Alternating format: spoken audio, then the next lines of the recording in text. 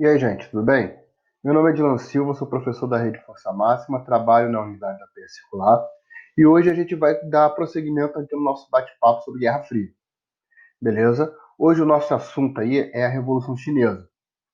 A gente vai entender, então, hoje, os passos para a China se tornar um país socialista e a sua grande divergência com o modelo socialista guiado aí pela União Soviética, né? A China foi um caso à parte dentro, se nós compararmos aí com o caso soviético, né? Porque a Revolução Chinesa ela acontece a partir do campo, né? Não através do proletariado, mas sim através do camponês, né? Não daqueles que vivem nos grandes centros urbanos, mas através daqueles que vivem no campo, beleza?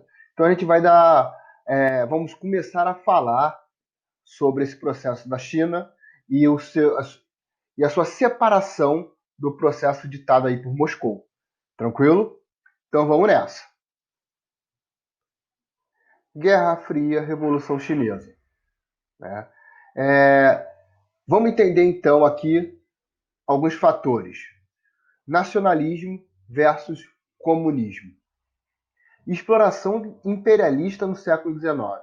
Vamos lembrar um pouco do imperialismo, né? É, a partilha da Ásia e a partilha da África. A China foi uma das nações mais violentadas pela ação imperialista do século XIX. A gente pode lembrar aqui a Guerra do Ópio, a Guerra dos Boxers, onde a China saiu prejudicada desses conflitos, tendo que assinar diversos acordos, diversos tratados que beneficiaram aí as potências imperialistas, porque todo mundo queria entrar no mercado chinês. Afinal, uma população gigantesca. Então, todo mundo queria ter acesso a esse mercado, botar seus produtos para serem vendidos ali. Logo, então, a China vai sofrer muito com esses tratados, né, assinados aí no século XIX. Tranquilo? E é nesse contexto aí de, de assédio, né, das nações estrangeiras aí na China, das nações imperialistas, é que vai surgir o Partido Nacionalista, né, a fundação do Partido Nacionalista Chinês, no início do século XX. O nome em chinês é Kuomintang, fundado por Sun Yat-sen, beleza? Esse partido ele tinha aí a prerrogativa de, como o nome diz, nacionalista. Ele queria expulsar os estrangeiros da China, né? Eles tinham uma proposta de valorização do nacionalismo, né? A valorização da, da China em relação aos, aos países desenvolvidos. Tranquilo? As nações imperialistas do século XIX, que estão ali atuando sobre a China no século XX ainda. Né? Então, é uma política anti-imperialista que visa aí valorizar, né, retomar a valorização nacional. Beleza? Em 1929, os nacionalistas, né, o Kuomintang, ocuparam Pequim, ocasionando a abdicação do imperador. O imperador chinês ele abdica o trono em favor ali, né, por conta do Partido Nacionalista que havia chegado, né, na China, né, chegado a Pequim, desculpa. Logo depois a China se torna uma república. Mas vejam bem, a proclamação da república na China, ela não é revertida logo em melhoria social para a população chinesa. Pelo contrário, a, a proclamação da república, ela ainda demonstra que a economia chinesa ela é muito atrelada, né, ao capital externo, ao capital estrangeiro. Daí então a proclamação da República ela não vai se reverter de maneira rápida a, a melhoria social. Tranquilo? Além de rolar, então, essa dependência, disputas internas, né, na China vão contribuir para um clima de instabilidade política. Tranquilo? Isso tudo ainda é acentuado com a invasão japonesa durante a Primeira Guerra Mundial. Né, o Japão invade a China aí durante a Primeira Guerra Mundial. Tranquilo? Vamos lá. Em 1921 foi fundado o Partido Comunista Chinês, fundado por Mao Tse-tung, tá? Mao Tse-tung, o Chun Enlai e Lin Biao. Tranquilo? Esse Lin Biao a gente vai falar de novo dele quando a gente estiver falando sobre a Revolução Cultural. Tranquilo? Então, a partir do momento que surge o Partido Comunista Chinês, nós temos então dois grandes partidos na China: o Partido Nacionalista e o Partido Comunista. A princípio, essa relação vai ser uma relação um tanto que amistosa, né? Eles vão coexistir. Só que isso muda no ano de 1925, quando o fundador do Partido Nacionalista, o Sun Yat-sen, ele morre. A partir do momento que o Sun Yat-sen morre, assume o poder, né, do Partido Nacionalista o Chiang Kai-shek. Só que o Chiang Kai-shek ele é atrelado a, a banqueiros, né, a grandes proprietários, a pessoas muito ricas na cidade de Xangai. E essas pessoas veem o Partido Comunista como um grande inimigo, uma ameaça. Daí então a relação do Partido Nacionalista com o Partido Comunista Chinês vai mudar. Vai mudar de maneira radical. Beleza? Em 1927, o Partido Comunista Chinês consegue chegar ao poder.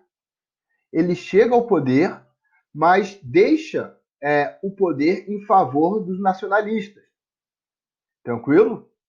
Só que, nesse contexto, no ano de 1927, a cidade de Xangai ela vai ser cercada aí pelas tropas nacionalistas, já que os comunistas tinham chegado ao poder, e começa então o chamado Massacre de Xangai, que ocorre aí no ano de 1927. Para a gente ter uma noção aí do número de pessoas, cerca de 5.000 pessoas foram mortas nessa série de perseguições aí que configurou o Massacre de Xangai no ano de 1927. Tranquilo? Vamos lá. Em 1930, o PCC passou a ser controlado por Mao Tse-tung, que passou a defender a interiorização do partido, considerando os camponeses como verdadeira classe revolucionária. Daqui a gente pode já traçar um paralelo com a Revolução Russa e ver aí a diferença. Enquanto a Revolução Russa ela surge ali, né, no seio da cidade, do proletário, Mao Tse-tung pensa o seguinte: a China é um país gigantesco e é um país agrário, rural. Então, a maior parte da população pobre, aquela que passa necessidade, obviamente que existiam pessoas assim nos centros urbanos, mas a maior parte da população chinesa ela vive no campo.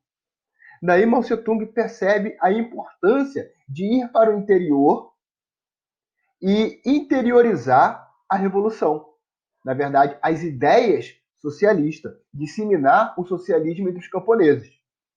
Porque aí sim ele conseguiria uma grande classe revolucionária, já que a população rural é muito maior do que a população urbana. Beleza? Mao Tse-tung ele vai para uma cidadezinha chamada Junxian. E lá ele coloca uma prática, né, uma série de reformas agrárias. Basicamente, a gente vai ter um governo aí do Kuomintang, né, um governo nacionalista. A China é tão grande que Mao Tse-tung, em uma determinada região, vai conseguir ter o controle e instaurar uma reforma agrária independente do governo. Né? E através dessa reforma agrária, ou seja, ele começa a dar terra para quem precisa e quem quer terra para produzir. Dessa forma, ele acaba beneficiando os camponeses. Só que o governo, né, do Chiang Kai-shek não vai ver isso com bons olhos. Tranquilo? Vamos lá. O governo nacional, a longa marcha e o triunfo do maoísmo. O governo nacionalista cercou a cidade de Junxin, cercando os apoiadores de Mao. E daí começa uma série de perseguições, né, aos apoiadores, inclusive a Mao Tse-tung, resultando aí o que a gente chama de a Longa Marcha. Em 1934 tem início a chamada Longa Marcha, uma caminhada de mais de 5.000 quilômetros. Ou seja, as forças os seguidores de Mao vão para o interior da China, mais ao interior, e vão subir em direção ao norte para tentar formar uma nova base, já que a cidade de Junxin foi cercada, né, pelas tropas nacionalistas. Tranquilo? Então a China entra aí numa grande perseguição das forças, as forças nacionalistas, perseguindo os seguidores de Mao, né, as forças socialistas. Tranquilo? Só que tudo isso aí vai dar uma grande reviravolta, uma grande mudança, né, quando o Japão invade a Manchúria em 1931. Beleza? Então toda a perseguição, né, Chiang Kai-shek ligados a banqueiros e a grande propriedade de terra, daí a perseguição dele atrás de Mao Tse-tung pelo interior da China, ela vai cessar por conta aí da invasão do Japão na região da Manchúria. Em 1937 foi selado um acordo entre nacionalistas e comunistas para combater as tropas japonesas. É um acordo muito frágil, mas que vai vigorar até o final, por exemplo, da Segunda Guerra Mundial, com a retirada das tropas japonesas da região da China. Tranquilo? Então, durante esse acordo, né, os anos que esse acordo vigorou, Mao vai ganhando mais força política e interesse entre os camponeses. Por quê? Porque ele prega a igualdade e a reforma agrária. Ele prega para o proprietário do campo que ele precisa, para o habitante do campo, que ele precisa de terras. E as terras devem ser redistribuídas. Ele fazia esse discurso, né, de reforma agrária, ao mesmo tempo que ele convocava os camponeses a pegarem armas para lutar contra os japoneses. Resultado, Mao vai se tornando cada vez mais influente entre os camponeses. No final da Segunda Guerra Mundial, a união entre nacionalistas e comunistas terminou, né?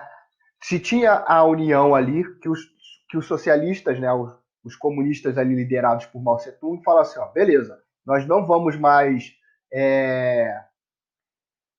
por hora, tentar tomar o poder através de um processo revolucionário. Em contrapartida, os nacionalistas vão falar assim, beleza, nós vamos parar de perseguir vocês. Então a gente vai se unir. Só que beleza, a grande ameaça externa, que era o Japão, não está mais na China. A Segunda Guerra terminou.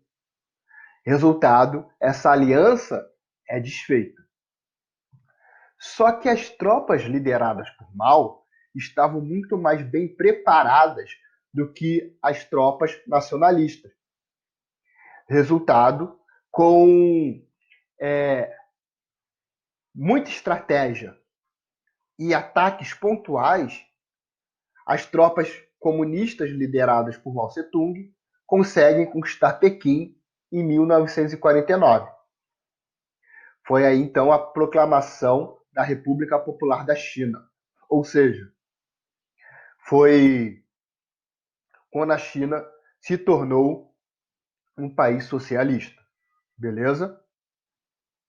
Chiang Kai-shek foge para a ilha de Formosa, né, Taiwan, onde funda a República Chinesa.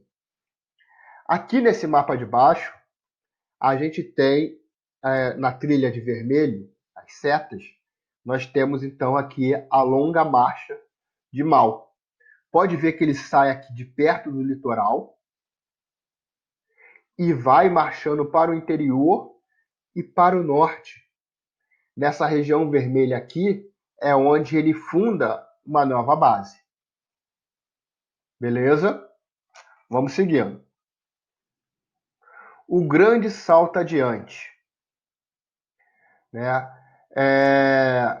O grande salto adiante vai ser a grande tentativa de Mao Tse-tung de transformar a China de um país extremamente rural para um país menos dependente, por exemplo, da União Soviética.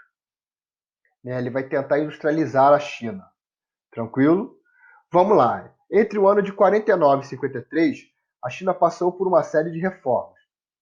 Daí a gente tem a reforma agrária, o aumento do direito às mulheres, e obviamente que rolou aí uma perseguição, execução e prisões, né, daqueles que eram opositores ao governo de Mao Tse-tung. Beleza? Então aí vem a primeira tentativa de Mao Tse-tung, né, preparando o terreno ali para uma possível industrialização. Começam-se então os chamados planos quinquenais. O primeiro plano quinquenal vai de 1953 a 1957. Ele tem auxílio da União Soviética na execução desses planos. Beleza? E as bases desse primeiro plano quinquenal seria a distribuição de terras, reforma agrária, formação de cooperativas camponesas, obrigatoriedade da educação. Mao Tse-tung queria instruir a população chinesa para conseguir mão de obra qualificada. Tranquilo? Vamos lá. Segundo o plano quinquenal, de 58 a 62. Esse sim é chamado de grande salto adiante. Em alguns livros vocês também podem ver a palavra, esse plano quinquenal ser chamado de grande salto à frente. Tranquilo? Só que esse vai ser a queda de Mao Tse-tung. Né? Vamos falar dele então. O objetivo dele era a restauração da produção agrícola e a industrialização. Tranquilo? Nele foi criada as chamadas comunas. Né? Era um agrupamento em que deveria se produzir tudo o que se precisasse. Né? Desde material para a indústria a produtos alimentícios. E também a gente pode falar das chamadas comunas populares, que era destinada aí ao autossustento. As comunas populares eram formadas por cerca de 20 mil pessoas que deveriam produzir tudo que eles precisassem consumir. Daí o autossustento.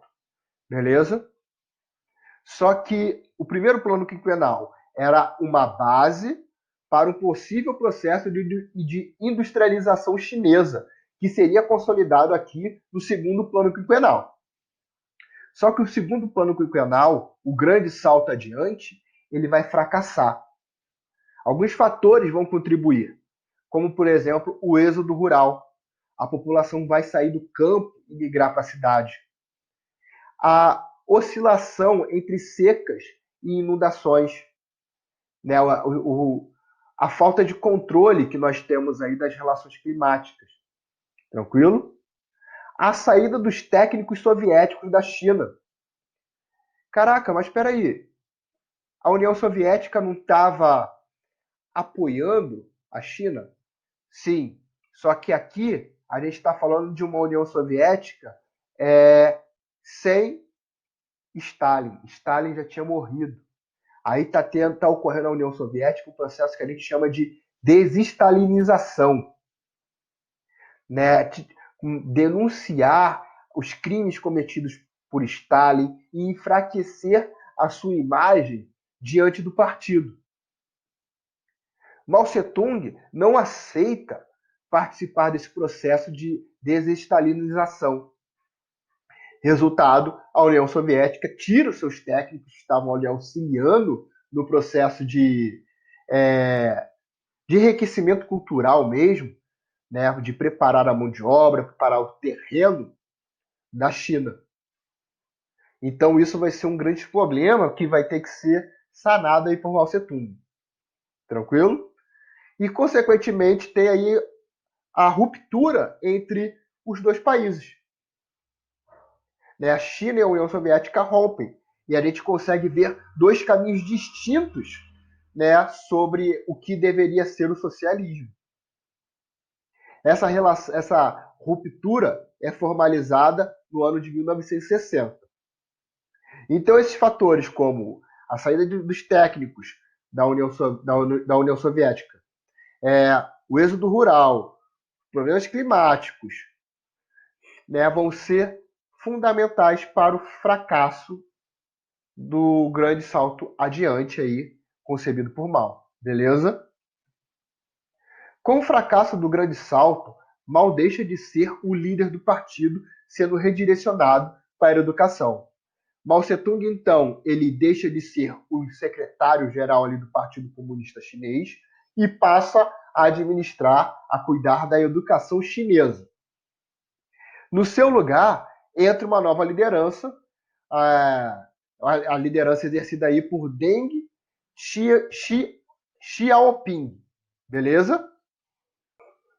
Xiaoping, ele assume, né, a liderança aí da China e ele tinha um discurso de modernização, né, e de liberalização de algumas medidas dentro da China. Tranquilo? Por exemplo, aqui, ó, ele vai liberar o mercado e as pequenas e médias propriedades, coisa que não existia aí no governo de Mao Tse-tung. Esse processo de modernização, né, e de liberalização, ele vai gerar duas consequências diretas: a burocratização do partido e o enfraquecimento das comunas rurais. Também vai evidenciar aqueles que ficaram ricos durante o processo revolucionário. Beleza? A gente vai conseguir perceber o abismo social existente na China. Tranquilo? Vamos seguindo. O Partido Comunista passou a criticar as medidas liberalizantes. Então, o próprio partido chinês começa a criticar as medidas tomadas aí por Xi Jinping, beleza? Mao, ali participando, né, do processo da educação, digamos assim, conduzindo a educação chinesa, ele começa a incentivar estudantes e camponeses, afirmando que o pensamento burguês havia retornado à China. Então ele começa a militar contra a liderança, né, exercida aí por Deng Xiaoping, né, e começa então um outro processo que vai culminar com a volta de Mao Tse-tung ao poder. Beleza? Em 1966 surge o núcleo da Guarda Vermelha, liderados aí pelo Lin Biao. Lembra que a gente falou dele lá, um dos fundadores do Partido Comunista junto ao Mao Tse-tung. A Guarda chegou às comunas rurais, entrando em conflito com os dirigentes comunistas locais. Era o início da Revolução Cultural, que levaria Mao ao poder mais uma vez. Tranquilo? A Revolução Cultural expurgou dissidentes, afastou dirigentes, professores e autoridades que foram considerados focos do pensamento burguês. Foi instaurada uma grande estrutura de propaganda que transformou Mao Tse-tung em um líder inquestionável. Né? Mao Tse-tung ele vai ser endeusado, ele vai ser reverenciado, ele vai ser chamado de o grande timoneiro. Né? Até hoje, a imagem de Mao Tse-tung é muito presente na China. Também vai ser utilizado o livro vermelho, que era basicamente a síntese do pensamento maoísta. Né? Ele vai ser amplamente divulgado na China. Tranquilo? Vamos lá. China pós Mao Tse-tung. Beleza, Mao Tse-tung volta ao poder aí com a Revolução Cultural, né? Só que chega um determinado momento que ele morre. Aí, que rumo a China vai tomar pós a morte de Mao Tse-tung? Vamos falar dele agora. Em 71, a China foi aceita na ONU. Beleza? A ilha de Formosa, ela foi logo aceita pela ONU assim que foi fundada. Em 74, foi extinta a Revolução Cultural. Então, em 74, termina a Revolução Cultural. Em 76, 2 anos após aí, morre Mao Tse-tung, o que abriu espaço para o retorno de Xiaoping. Então, Mao Tse-tung morre e novamente chega ao poder Xiaoping. E novamente ele vem com aquele discurso de liberalização e modernização. E dessa vez a gente pode destacar aqui o que ele chama de as 4 modernizações, que seria na indústria, na defesa, na agricultura e na tecnologia. Foi desarticulado o coletivismo das comunas populares. Foi estabelecido o livre mercado para os produtores rurais. E volta então também a chamada a agricultura familiar. Em vez de ser aquelas comunas né, de 20 mil pessoas que preparam, que produzem tudo que precisa, né, visando aí o autossustento, o autoconsumo, agora volta a ser o livre mercado e a agricultura familiar. Foi estabelecida pequenas e médias empresas urbanas, ou seja, nas cidades. E pouco tempo depois foram criadas as ZEEs, Zonas Econômicas Especiais. O que eram essas zonas? Eram zonas especiais que poderiam sim receber capital externo para o seu desenvolvimento. Tranquilo? Em 1966, Hong Kong foi devolvida à China. Hong Kong. Vamos lá, desculpa aqui, gente. Em 1997, Hong Kong foi devolvida à China. Hong Kong foi, digamos assim, retirado do território chinês lá no século XIX, com aqueles tratados que a gente falou no início da aula, que a China foi obrigada a assinar aí, conforme as potências imperialistas do século XIX obrigavam. Beleza? Com isso, meus queridos, nós terminamos a nossa parte sobre a Revolução Chinesa. Esse aqui, logo nesse primeiro slide aqui, é o livro vermelho, o livro de Mao Tse-tung. Espero que vocês tenham curtido. Tchau, tchau, gente. Até a próxima.